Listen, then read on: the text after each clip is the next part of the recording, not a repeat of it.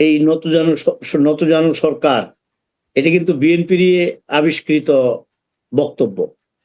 আমরা সবসময় কারো ভালো বলতে চাই না, এই জন্যে যে যদি ক্রেডিটটা তার দিকে চলে যায়। বিএনপিকে নতজানু সরকার বলা যাবে না। আপনাদের মনে থাকবার কথা, বিএনপি নেত্রী বেগম খালেদা জিয়া প্রণব মুখার্জির সাথে পর্যন্ত সাক্ষাৎ করেন নাই। নির্ধারিত শিডিউলকেও তিনি ভঙ্গ করেছিলেন। তিনি ভঙ্গ করেছিলেন। তো ও শহীদ রাষ্ট্রপতি জিয়াউর রহমান সাহেবের শাসনামল বিশ্লেষণ করলে তাই দেখা যায়। একমাত্র আওয়ামী লীগ যখন ক্ষমতায় আসে তখন ভারতের প্রতি বিশেষ কারণে তাদের সেই নতজানু অবস্থান থাকে। বিএনপি কখনোই নতজানু অবস্থান দেখায় নাই। গতকালের ঘটনা, পরশুর ঘটনা, এখনই কি আপনি বলতে চান যে একটি রাষ্ট্রের সাথে যুদ্ধ বিদ্রোহ শুরু করে দিবে? এই বিষয়ের জন্য আমাদেরকে কৌশলে এগোতে হবে এবং এর জবাব অবশ্যই তারা পাবে। বিএনপি কখনোই নতজানু রাজনীতির বা নতজানু ভাবে সরকার পরিচালনা করে নাই অতীতে এবং করবেও না। আমি আগেই বলেছি তাদের এই আদর্শের এবং কি বলে রক্তের উত্তরসূরি জনাব তারেক রহমান। তারেক রহমান সাহেবের সময়ও এটা হবে না। তো আমি যেটা মনে করি যে আমাদের একটি স্বাধীন রাষ্ট্র হিসেবে আমরা আমাদের মধ্যে দেখবেন কিছু বিএনপিকে কিভাবে বেকায়দা ফেলানো যায়, এটা পার্শ্ববর্তী রাষ্ট্র তো চাই নানা কারণে, পাশাপাশি আমাদের দেশে যারা অবস্থান করে, যারা বিএনপির প্রতিপক্ষ, তারাও কিন্তু চায় যে কিভাবে বিএনপির সরকারকে বেকায়দায় ফেলানো যায়।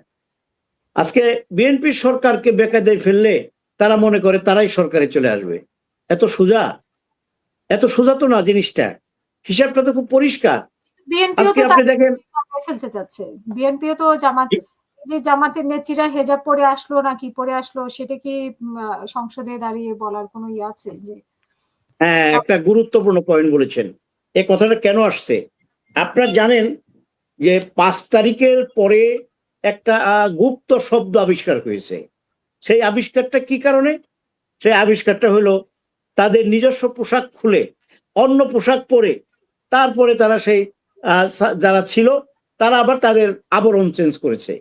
এই যে হাসনাত, সারজিৎ সহ যারা ছিল তারা কিন্তু সকলেই ছাত্রলীগের সাথে, এবং তাদের যে বক্তব্য বিবৃতি, আমার বঙ্গবন্ধু, আমার অনেক কিছু কিন্তু রেকর্ডেড, জয় বাংলা, জয় কত কথা।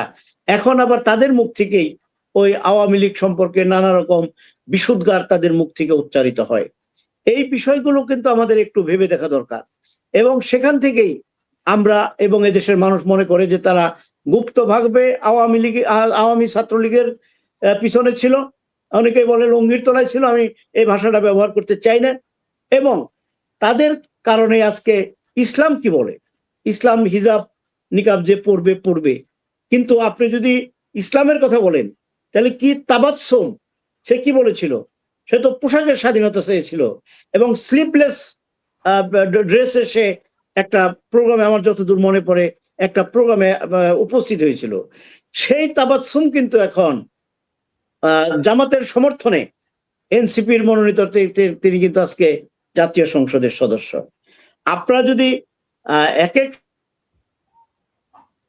বা সুবিধাজনক ব্যাখ্যা দেন তাহলে কিন্তু দুঃখজনক হবে সেটা। আজকে ইসলামের কথা বলতে তখন ওই মহিলার এই হিজাব কোথায় ছিল, নিকাব কোথায় ছিল? আমি এই প্রশ্নটা আসবে আমি বুঝতে পারি না, আমি ছবিটা দেখাইতে পারতাম।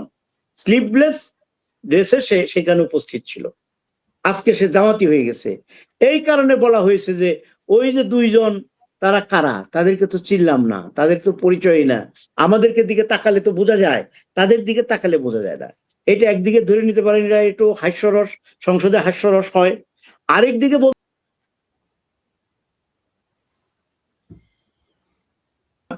আইডেন্টি আছে, পরিস্থিতিটা কি? ওই যে গুপ্ত 5 তারিখের পরে যাদের আবদান যা ছিল তা খুলে তারা গুপ্ত অবস্থায় আজকে তৎকালীন সরকারের ইন্টারিম গভর্নমেন্টে তারা সুযোগ সুবিধা নিয়েছিল। 3 দিন এই দেশে সরকার ছিল না, তখন কাদের কারণে ছিল না? এই এনসিপি সহ এই যে এদের কারণেই ছিল না। তারা ডক্টর ইউনূসকে বানাবেই, ডক্টর ইউনূস ছাড়া তাদেরকে কোনো সুবিধা দিতে পারে না। দিয়েওছে, ডক্টর ইউনূসের বদান্যতাই আজকে তারা সংসদে আছে। তা আমি যেটা মনে করি যে কিছু কথা এড়িয়ে যাওয়া যায়, এটা এড়িয়ে গেলেও ভালো হতো। আমি এই কথা পুরোপুরি সমর্থন করি না, কিন্তু এই কথা বলাতে যে একেবারে সবকিছু অশুদ্ধ হয়ে গেছে গা, ইসলামকে নিয়ে বিশুদ্ধ গণনা করা হয়েছে, এটা আমি মনে করি না। যেহেতু সব সময় তাদের পোশাকের একটা ডিমান্ড, তারা পোশাকের স্বাধীনতা খুব সগৌরবে তারা উচ্চারিত করেছে, আজকে আবার যে অবস্থা, দুইটা জিনিস একসাথে পাশাপাশি রাখলে স্বাভাবিক তো মিলে না। আপনার তেল এবং পানি আপনি যতই চেষ্টা করেন। যারা পর্দা করে তারা তো জি, পর্দা করে আসবে, যারা সবসময় মুখ ঢেকে থাকে তারা তো মুখ ঢেকেই আসবে।